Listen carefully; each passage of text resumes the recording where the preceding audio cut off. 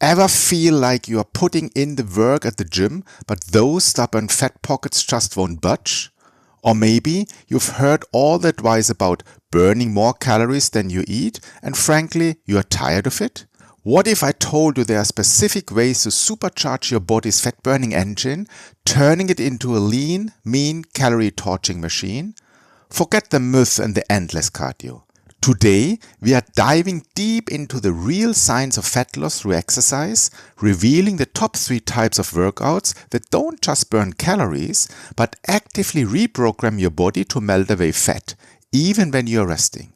Stick around, because by the end of this video, you'll know exactly how to optimize your routine for maximum results. No matter which sport you choose, every endurance activity stimulates fat burning, simultaneously trains your fitness and engages your muscles in various ways. During fat burning, energy from fat reserves is utilized through what's called fat oxidation, rather than from the carbohydrates we consume daily through food. Regular exercise increases and improves your body's ability to burn fat, allowing effective energy to be drawn from the fat rolls and deposits we have. Fundamentally, it all seems very simple. Physically, we just need to burn more calories than we consume through food and we'll lose weight. And of course, exercise is perfect for burning a large number of calories. However, there are differences even among various sports, and some are absolute calorie killers. I'm going to introduce exactly those now. Hi, this is Timo from VFS Diet. With my YouTube channel, I aim to provide clear, accurate and scientifically backed information about weight loss, nutrition and a healthy lifestyle. And if you don't want to miss anything, click the subscribe button and turn on notifications. If it's all as simple as I've just described, why does success sometimes just not happen? For one, it's certainly due to diet. This, of course, makes up the majority, because even the best exercise program can't burn enough calories to compensate a bad diet. In one of my previous videos, I extensively discussed metabolism and gave tips on how to boost it. Feel free to check out the video, which I've linked in the video description. Without giving too much away, it's clear that one of the tips mentioned is exercise. However, not all exercise is created equal. Certain sports and training methods act like doping for the metabolism, and we are going to take a closer look at those now. And of course, it also holds true. A lot of exercise is no excuse not to pay attention to your diet.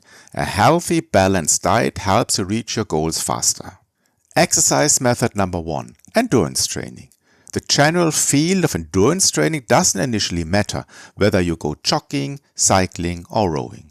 Of course, the sports differ somewhat, but the general effect remains the same. As soon as we move, we need a lot of energy.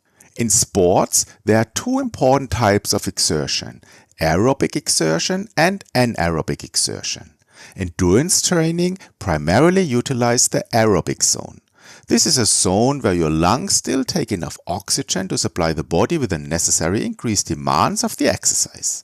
The intensity of the training should be such that you can still hold a conversation comfortably. And this training intensity is not only important for beginners, but for every athlete, representing the most crucial training area and should comprise the largest portion of your workout volume. My tip: train on an empty stomach in the morning now and then.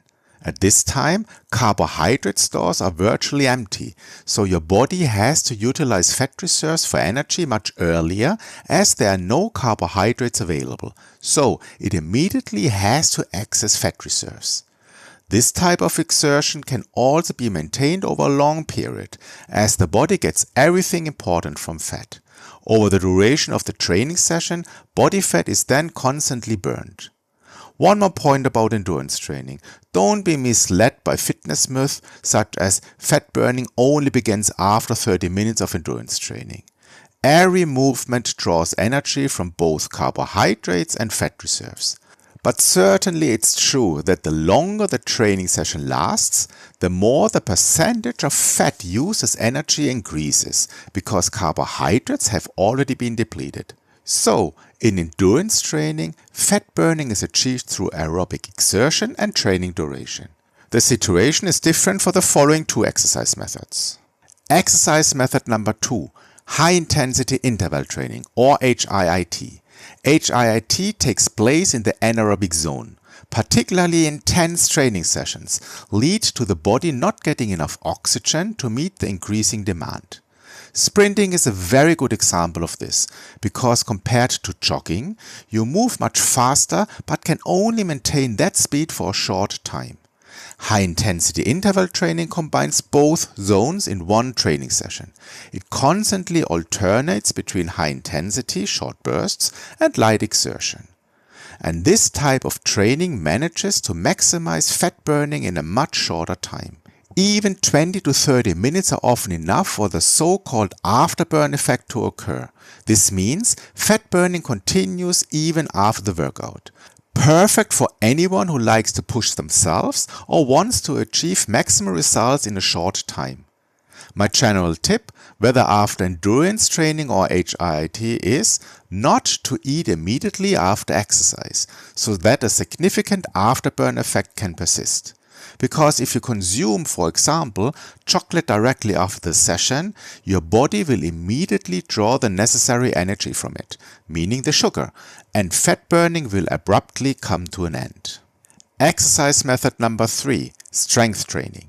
Strength training specifically stimulates or promotes fat burning in two ways. On the one hand, calories are burned during strength training, whether in the gym or with bodyweight exercises at home. And with growing muscles, your basal metabolic rate also increases, because muscles consume more energy than fat tissue. As a result, we automatically burn more calories at rest, for example, when you are sitting on the sofa. When it comes to fat burning, it is almost secondary what exactly the training plan should look like. Every contraction of a muscle in the body consumes energy, and our body obtains this energy from the fat pads we want to get rid of. Knowing now the top 3 fat-burning exercise methods, it's not about finding the best among the 3 options mentioned. An optimal approach is a combination of all 3 variants. 1 to 2 times a week of strength training, supplemented by 3 times a week of a short but intense HIIT session, or 45 minutes of endurance exercise is a very good starting point. In summary, if you want to specifically increase fat burning through exercise, you achieve this through aerobic exertion, long training sessions, high-intensity sessions, the afterburn effect, and muscle growth. And the mix is what makes it work. Thank you for joining me today. If you found this video helpful, you'll definitely want to uncover the truth about skipping dinner for weight loss. Check out my video, Eating After 6 p.m. Does Dinner Really Make You Gain Weight? You can click the link on the screen or find it in the description below. And don't forget to like, share and subscribe for more content. Thank you for your support, and I'll see you in the next video.